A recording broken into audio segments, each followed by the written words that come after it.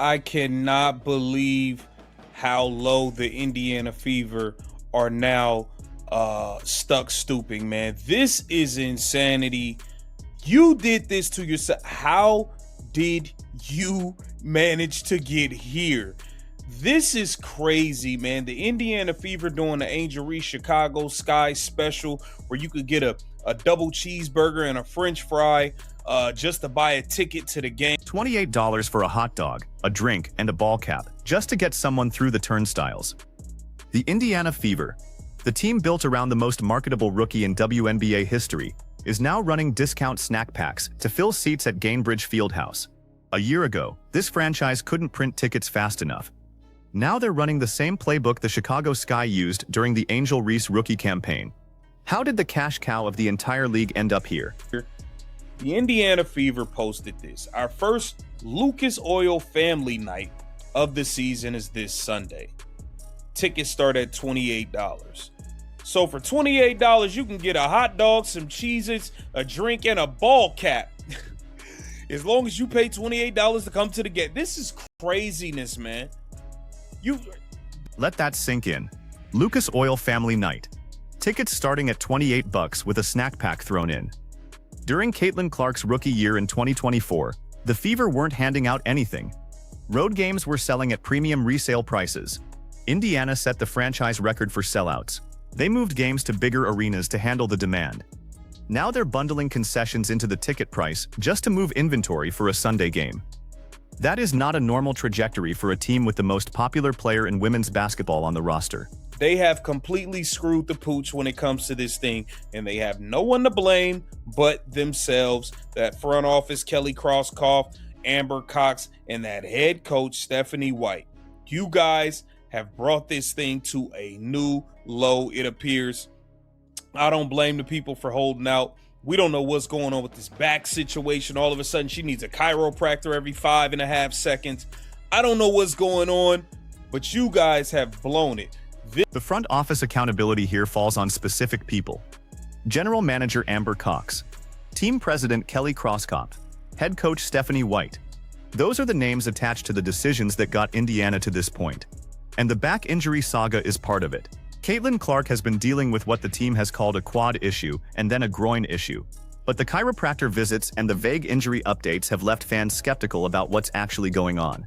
When your fan base doesn't trust your injury reports, they stop buying tickets in advance. They wait to see if the star is actually playing.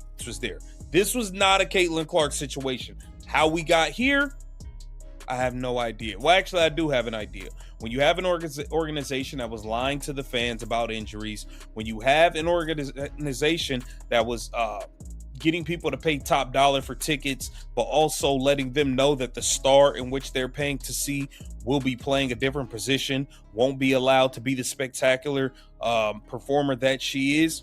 Yeah, you're probably going to have to start doing these type of giveaways and all types of stuff to get people to come out, because you are asking them to pay for a product that they don't want. There's a phrase fans keep using about this organization. They want to be apples so bad.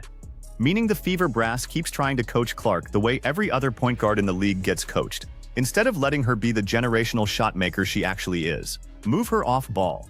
Run her through screens she doesn't need. Slow the pace. Cap her three-point volume. The people who paid premium prices last season did so to watch a specific style of basketball. Logo threes, hit-ahead passes, 50-foot bombs in transition.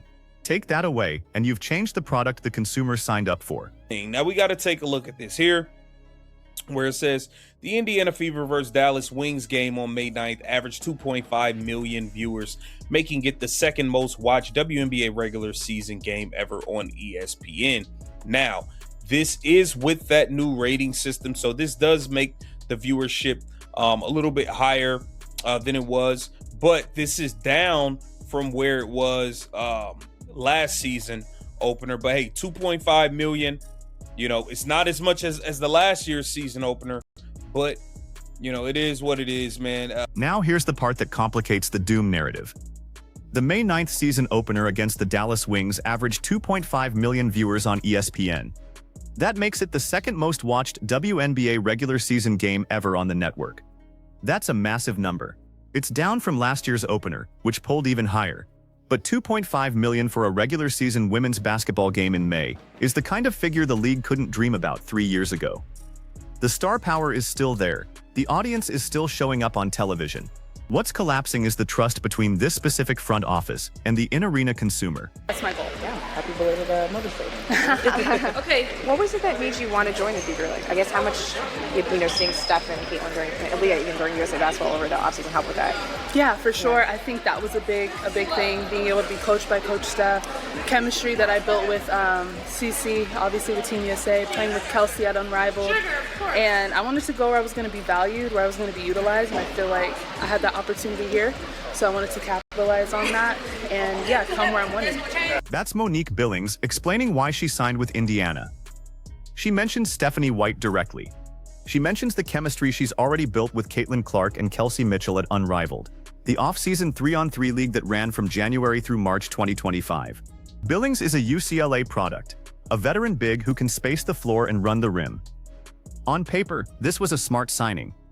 The problem isn't the roster construction at the position level. The problem is what happens when the wrong player is in the starting lineup at center. Which brings us to the Aaliyah Boston situation and the Myisha Hines-Allen rotation question that's been quietly haunting this team's early season minutes. In a lot of different ways. I feel like I'm the type of player I get in where I fit in. So obviously my defense, my aggression, been working on my three, so being able to space out, being able to rim run, bringing that energy. There's a lot of different factors to my game that I think fit in well here. And since we are here to be a little bit reflective, I was looking back at your UCLA bio and like entering college. You said your goal was to bring a championship, and obviously you got pretty close, not quite there. As an alum, what did it mean to you to see them finally accomplish that this year? So happy for them. They finally. Billings calls herself the team mom. Steady force, veteran presence. That's exactly what a roster with a 23-year-old superstar point guard needs around her. But here's the broader strategic question for this front office. You spent the offseason adding DeWanna Bonner, Sophie Cunningham, Natasha Howard, and now leaning on Billings as a rotational piece.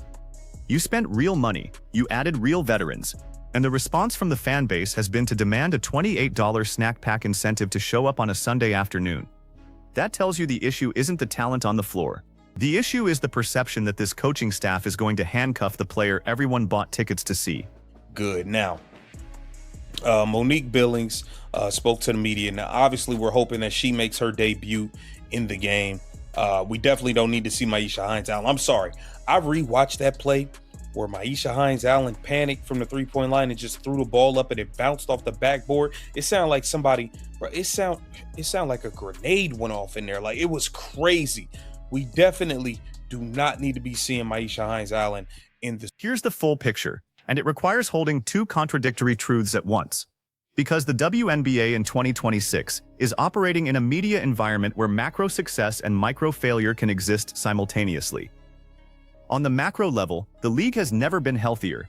The new media rights deal kicks in next year. The rating system changed in 2025 to include out-of-home viewing, which is why that 2.5 million number for the Dallas opener even counts the way it does. Expansion is happening with the Toronto Tempo and the Portland Fire joining the league. Player salaries are climbing under the new CBA negotiation framework. The conversation about women's basketball is louder than it has ever been in this country. On the micro level, the Indiana Fever organization is mismanaging the single most valuable asset the league has produced in 2 decades. And the receipts are everywhere. Last season, they sold tickets to games where Caitlin Clark was a late scratch with no advance notice, leading to public complaints and refund requests. The injury communication has been inconsistent. Stephanie White's offensive system has been criticized by analysts for asking Clark to play off the ball more than any other elite point guard in the league plays off the ball. And now we're seeing the consumer response in real time. Discount bundles, family night promotions, snack packs. Think about who actually buys WNBA tickets in Indianapolis. A lot of them are first-time WNBA buyers who came because of Clark. They're not lifelong fans who'll show up for the brand. They're consumers who made a specific purchase decision based on a specific product. When that product changes, they walk. That's not disloyalty. That's basic consumer behavior. The Chicago Sky learned this lesson the hard way during the Reese rookie year. Attendance promotions, discount nights, trying to manufacture demand that should have been organic. The fact that the Fever are now running the exact same playbook is the most damning indicator of where this season is headed if something doesn't change. And here's what the front office doesn't seem to grasp. The window with Caitlin Clark in Indianapolis is not infinite. Rookie contracts in this league are 4 years. She is 2 years in. Free agency is coming faster than they think. Players talk, they share information about coaching staffs, training staffs, front office competence. If Clark's experience in Indiana over these next 2 seasons matches the trajectory we're seeing right now, the conversation about her long-term home becomes very different than anyone in Indianapolis wants to admit. Amber Cox came from a college background. Kelly Krauskopf has been a respected executive for years. Stephanie White is a Naismith Hall of Fame finalist as a player and a former Coach of the Year. These are not unqualified people. But qualifications and outcomes are different things. And right now, the outcome is a franchise that has converted the biggest cultural moment in women's basketball history into a $28 snack pack promotion. The ratings number tells you the audience is still hungry. The empty seats tell you the local execution is broken. The injury reports tell you the trust is fractured. And the front office press releases tell you nobody at the top is willing to admit any of it. So here's the question for everyone watching this unfold. Is this fixable in season, or are we already past the point where Indiana can recover this momentum? Because Caitlin Clark is going to keep drawing television audiences, regardless of what happens at Gainbridge Fieldhouse. The brand survives. What's at stake is whether Indianapolis gets to be the city that built around her, or the city that fumbled her. Drop your honest take in the comments. If you think the front office can turn it around, say so. If you think this is already the beginning of the end, say that too. Like the video, subscribe to the channel, hit the bell, and I'll see you at the next one.